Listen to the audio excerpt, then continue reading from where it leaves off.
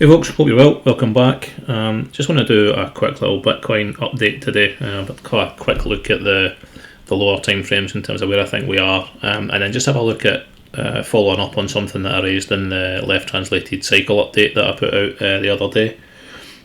Something related to the Bitcoin halving that myself and another trader within our Discord were talking about earlier this morning that I thought was quite interesting. So worth having a look at just to see how it would look. So. Jumping straight in, this is my kind of primary thesis at the minute for where I think we are within the cycle. So I think, as I've said many times, that we're in what is the final fifth of an incomplete L8 wave set with a large flat expanded in the middle there. You can see in blue, and if we drill down into that on the daily basis, so this for me was a wave 2 here, with this being a wave 3. Now this could be a completed wave 3. I can make a case for it within that, but there's also the potential that this wave 3 is incomplete and it's actually in its internal wave 4 at the moment. That was a scenario we spoke about in the left translated cycle video, with a potential two tops scenario like we saw in 2013, where the final fifth wave that's missing from this 3, or could be missing from this 3, gives you a first top this year and then a significant pullback for an internal wave 4 or 5 before a final fifth wave of the set to give us a second top in 2025. So as I say, this a 2 here, with this a 3 with a potential fifth of that 3 missing. So within the zoomed in version of that, this is what that 4 potentially looks like. This is something that I put out on Discord, a couple of iterations of it when we were up around this area looking at this as an ABC with an ABC, so a 3-3 start to this corrective. The invalidation point was the high, in which case it might have become a flat expanded, or it may have gone on to become another impulse, but obviously it failed just short of taking out this within the internal. And then you're starting to look at, is it going to be a 5 wave move down, or is it going to be a 3 wave move down, which is the other option here in terms of the WXY, or even potentially a double combo where you end up with WXYXZ, but at the moment it doesn't look like that. So my favoured outcome at the minute is this purple wave, which I put up a week or so ago. It's followed that pretty nicely in terms of the 1, 2, 3, 4 with a fifth.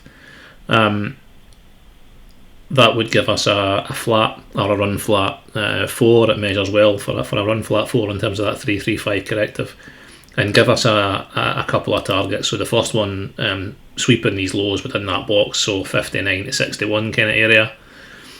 Second one around about the 1.272, and within this little range on the lower time frames over here between 56 and 57.6.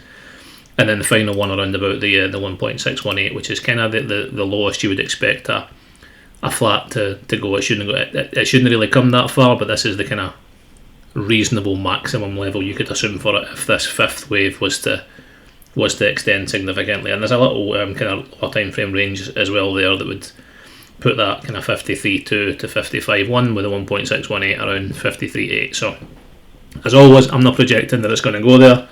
I had some lowball orders on some altcoins around about this move at the weekend, so those were picked up. I've got some remaining orders that should get picked up if we come down into this area. Will definitely get picked up if we come into this area, and that will be me kind of sets. I'm still long term bullish on this. As I say, this is either a larger 4 with a fifth to come in my view, or potentially an internal 4 of a wave 3 with a fifth of that 3 to come before a further 4 and a fifth to complete the cycle. So as a kind of lower time frame look at where we're at, this red level here was the level that I'd said in Discord yesterday when we were at the lows and working our way back up. We needed to take that level in order to confirm bullish continuation and not continuation to the downside. We obviously didn't. We stopped short of it and we've continued down. And it looks as if Bitcoin's is going to go and head for those lows, and at the very least sweep the lows, which is something I posted on Twitter a few days back. So wouldn't be uncommon for a fifth to be truncated and stop just testing these lows and not take these out, but these are too close in my view. There'll be too much liquidity underneath these not to at least come and sweep this. So my highest probability or base case is that we sweep those lows and then move on from there. So we'll see if that happens and that plays out. So in terms of how that would look from a larger cycle perspective, so I mentioned the 2013 cycle where we got the two tops. We had the first top and then a retrace, and then the second top. So first top being in April 2013 and the second top being in November 2013.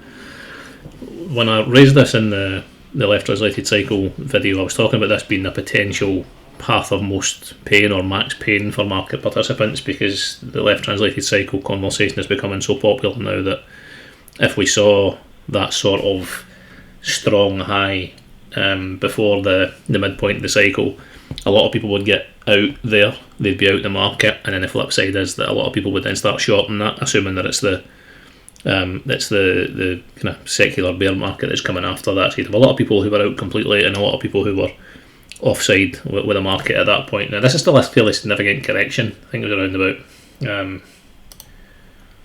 about 30 odd percent, 70 to the low and 30 to the second low. So that first low was 80 odd percent there, and then it was 75, so much bigger than I thought it was. So it's still a significant correction there in terms of the market. So there's still an opportunity for people who are offside to make money on a short if they were to get out in time, rather than expecting to hold it for a longer period of time.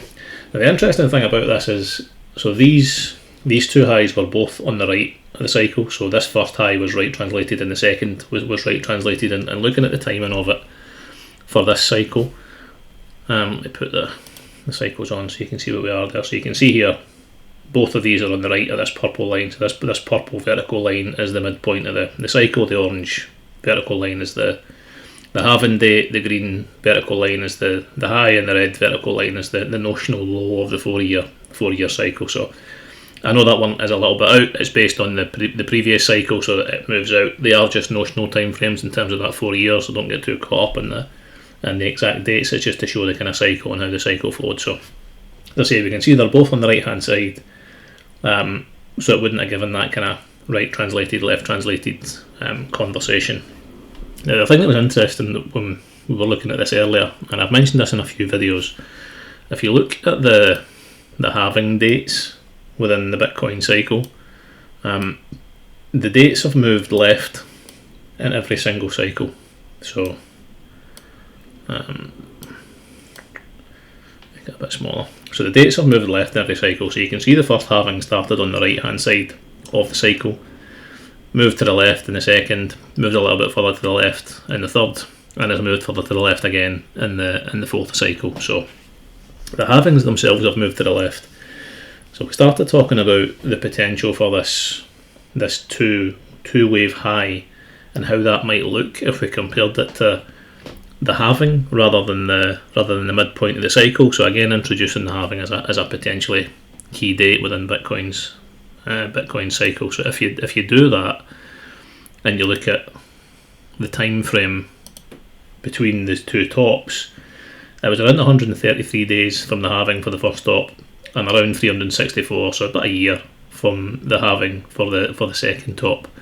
And if you put that into the context of the chart where we are at the moment, that first top then at 133 days would come in before the midpoint of the cycle, or the midpoint that I think the cycle is. So I've got it in November, others have got it in September, but as you can see, it would still come before that midpoint, even if it was mid to end of September or October or November.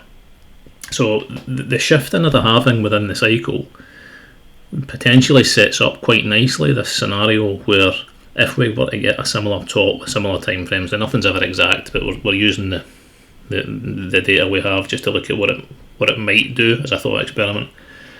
If we got that same sort of first top move, it would come left translated this time because of the movement of the halving date, if you look at it in relation to the halving. And then the second top, again, if you look at it in relation to the halving, would come on the right. So it gives you that scenario where we looked at, again, the Nasdaq and the dot-com bubble where we had the first high and then the second high. The Bitcoin 2013 move, we had the first high and the second high. In this scenario, you could end up with a high on the left, a fairly major pullback for an internal wave 4, and then a second high on the right, and that again supports that path of most pain for most market participants, where people are caught offside, not expecting the second high. So I just thought it was quite an interesting observation in terms of how the movement of the halving date within the cycle, and that halving date itself moving left, lends itself to this potential scenario that can catch a lot of people out by posting a high on the left, having a pullback for an internal 4, and then posting another high on the right for the final fifth wave of this cycle. Now, obviously that depends on whether this is a completed 3 that we've seen, and whether the current 4 goes deeper than I think an internal 3 would go. So a larger, an internal 4 would go, a larger retracement to around about that kind of 52k sort of area, or even potentially lower, might signify that was the top of an internal 3, and we've seen a larger macro 4, and we just have the 5 left. But if it was to just sweep those lows that we spoke about initially, and that's why I wanted to bring that up, if it was just to sweep these lows as a flat 4 and move on, that would be more likely an internal 4th with an internal 5th to come of the macro 3. And again, it would lend itself to that potential of a high this year, kind of August, September type time, prior to the midpoint but after the halving, and then a pullback into the new year, and then a second high in 2025 around about April, late March to late April type time frame when compared to 2013. And that could be something that catches people out in terms of the cycles. Again, just something I thought was interesting to look at. It puts a little bit of context in terms of that two top cycle that we spoke about. It gives us another risk to manage around the left translated cycle. Though it is a significant pullback, something that we should then buy looking for a second top. We'll have to look at the structures at the time and see what those structures look like. I'll be happy we've seen 5 waves, or are we still short within it as the price action lining up for that? But it's just an interesting observation. And in terms of the current pullback, because there's been a lot of kind of talk around about is the top already in, and this be the start of a bear market. If you look at the pre-halving to post-halving kind of periods and all the cycles so far, there's always been relatively large pullbacks. So in this one that we're talking about with the 2 highs, there was a 6.5% pullback, 38% in 2016, and the last one, that was COVID, so we have to be cognizant of that, but it was a significant pullback either way, and there was a significant pullback in advance of the COVID move as well. So we had this pullback, and then the huge COVID pullback, and then this smaller pullback just before the halving. But I would discount this one just in terms of that kind of global events. Not that we don't have global events going on at the moment, but I would look more at this one, and I think this is the one that's more likely the kind of thing that we're looking at in terms of this large pullback before the halving, a little bit of a bounce, and then another one away. So that's your kind of ABC that I'm talking about previously. Might not be 38%, it's just a guide in terms of what I did last time, and as you can see, it's a similar kind of setup here. So say the pullback before, and again a slight 3 move down there and then away after the halving. So the current move isn't a huge drawdown in relation to those. So you've got that ABC at currently 16%, but it's in the range of being acceptable when it comes to comparisons to the past. So something to look out for. As I say, this is where I think we are at the moment, waiting for that final move down before we then move away. Long term bullish on Bitcoin, certainly for the rest of this year. I expect it to be trending higher than it is at the moment, but we manage the risks as we always do. Once we see the completion of this 5-wave set down, we then have to look at, is the next move more reflective of an internal fifth, which gives us that larger macro 3 and the potential for 2 tops, or is it more like a macro fifth which will complete the larger fifth and give us a top somewhere around the areas we spoke about before, so somewhere between 95 and 149. So if I look back at those sorts of numbers, just so you can see what we're talking about again. So in terms of the current measures, somewhere in this sort of range for an internal third, I would say, is where we'll be looking at. So something like that. And in terms of the larger measure for where we might look to for the larger cycle, it's somewhere 145-ish up to 292-ish, somewhere in there. But say a lot of data to come in terms of building that. We build that data based on the internals of the fifth when it starts, but that's the kind of high level of where it projects at the moment, just as a reminder. So yep, that's all I really want to cover tonight. So just some additional observations around that potential left translated cycle and the potential for 2 tops at the end of it, and particularly when related to the halving and how the halving's moved left in the cycle, what that might look like from a time perspective if it was to follow a similar sort of pattern. So last thing to mention tonight, again, just a shameless plug again for the book. It's available on Amazon. Not going to go into it in any great detail. I've done enough of that over the last week or so. So feel free to watch that video if it interests you, and if the book is something that may interest you, then feel free to have a look on Amazon and pick it up on either Kindle Unlimited, or in paperback. Thanks for your support. Until next time, stay safe. My tea's it. Gotta go.